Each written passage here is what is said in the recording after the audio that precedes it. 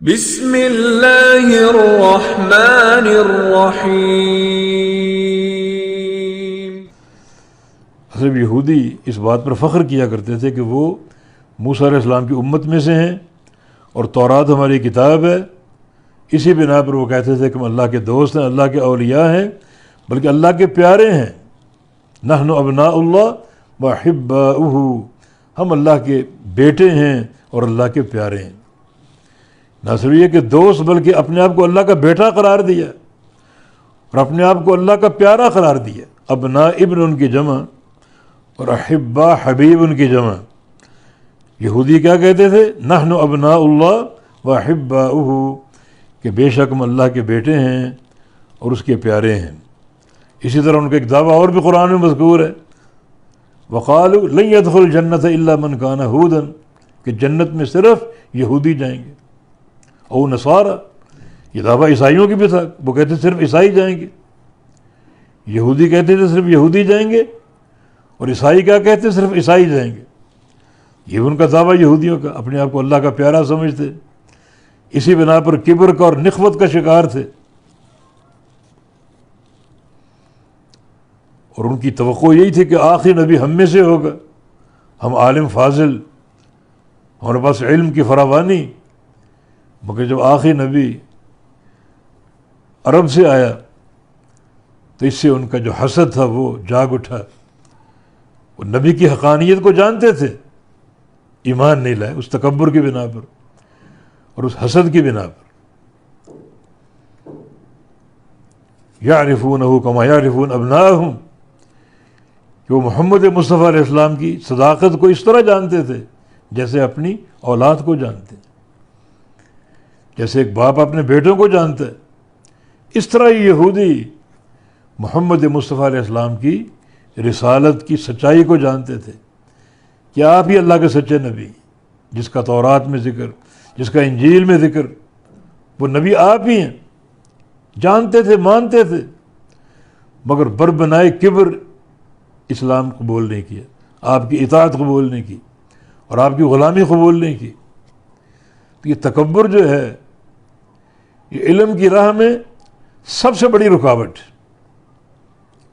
اور یاد رکھو، جو کبر انسان کے اندر داخل ہو جائے، یعنی ہمیں گاہے بگاہے یعنی قابل توجہ امور بتائے گئے کہ ہم ان پر غور کریں، عبرت لیں،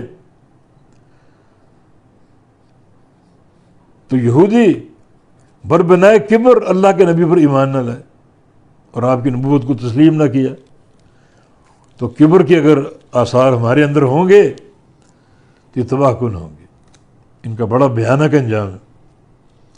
نبی علیہ السلام کی حدیث بھی ہے، لن يدخل الجنۃ من کان فی قلبہ مثقال حبۃ خردل من الکبر، جس انسان کے دل میں ایک رائی کے دانے کے برابر کبر ہوگا، تکبر ہوگا، وہ ہرگز جنت میں داخل نہیں ہو سکے گا، جنت میں جا ہی نہیں سکے گا۔ کبر کیا ہے؟ وہ آپ نے خود اس کی وضاحت کی۔ کبر کیا ہے؟ اور کبر دو چیزوں کا نام، الکبر بطر الحق و غمط الناس۔ ایک یہ کہ حق واضح ہو جائے اور اس کا انکار کر دے، جو خصلت یہود، حق واضح ہو چکا، اللہ کے نبی کی نبوت ان کے لیے نصف النہار کے سورج کی طرح روشن ہو چکی تھی۔ اس طرح آپ کی صداقت کو، حقانیت کو جانتے تھے جیسے ایک باپ اپنی اولاد کو جانتا ہے۔ ایمان نہیں لائے، کیوں؟ کبر تھا۔ اور حق واضح ہونے کے بعد بھی ایمان نہ لانا، بات قبول نہ کرنا، یہ بھیانک قسم کا کبر۔ اور فرمایا کہ یہ کیفیت اگر ایک رائی کے دانے کے برابر ہوگی تو جنت کا داخلہ حاصل نہیں ہوگا۔ الکبر بطر الحق، یہ اللہ کے حبیب کا فرمان کہ کبر، تکبر، حق واضح ہونے کے باوجود اس کا انکار کرنا۔ اور غمط الناس دوسری علامت کبر کی، لوگوں کو حقیر جاننا، لوگوں کو دھتکارنا اور لوگوں کو حقارت بھری نگاہوں سے دیکھنا کسی بھی بنا پر۔ تو غور کیجئے، یعنی یہودی بربنائے کبر، انہوں نے اسلام قبول نہیں کیا۔ اور نبی علیہ السلام کی حدیث بھی ہے، میری امت میں ایسے لوگ ہوں گے جو یہودیوں کی ہو بہو پیروی کریں گے. لَتَتَّبِعُنَّ سَنَنَ مَنْ كَانَ قَبْلَكُمْ حَذْوَ النَّعْلِ بِالنَّعْلِ, کہ تم میں بھی ایسے لوگ آئیں گے جو یہودیوں کی ہو بہو پیروی کریں گے, جو ان کے مناہج ہے, جو ان کے پروگرام.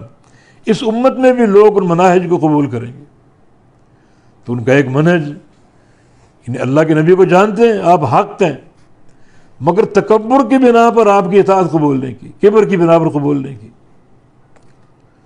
تو آج بھی بہت سے ایسے عناصر موجود ہیں, حق پہچانتے ہیں, ان کو احادیث کھول کر دکھائی جاتی ہیں کہ اللہ کے نبی کا فرمان دیکھ لو, قبول نہیں کرتے.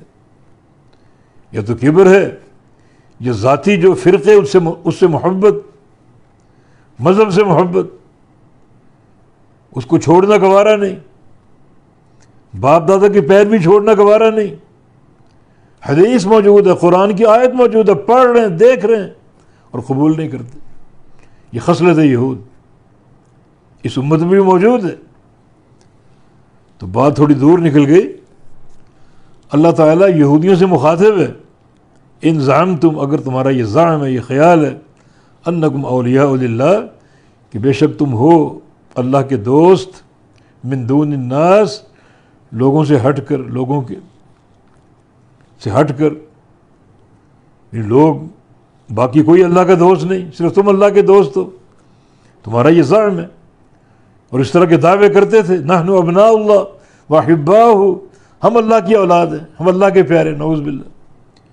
اور جنت میں سوائے یہودیوں کو داخل ہی نہیں ہوگا. یہ ان کے دعوے. اللہ تعالیٰ فرماتا ہے, اگر یہ دعویٰ حق ہے اور تم اللہ کے ولی ہو, تو پھر ایک کام کرو, فتمنوا الموت, تو بس تمنا کرو موت کی, موت کی تمنا کرو. موت کیا ہے؟ اللہ سے جا کر ملنا. تو جو تمہارا محبوب اور پیارا ہے اور تم اس کے پیارے ہو, تو جا کے اس سے مل جاؤ, موت کی تمنا کرو. کیونکہ موت جو ہے وہ جنت کا راستہ ہے,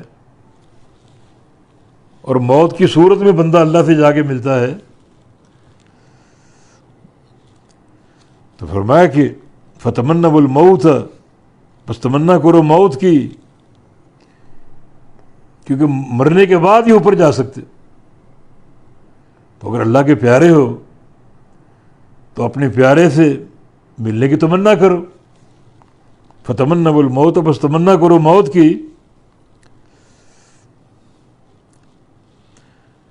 ان کنتم صادقین, اگر ہو تم سچے.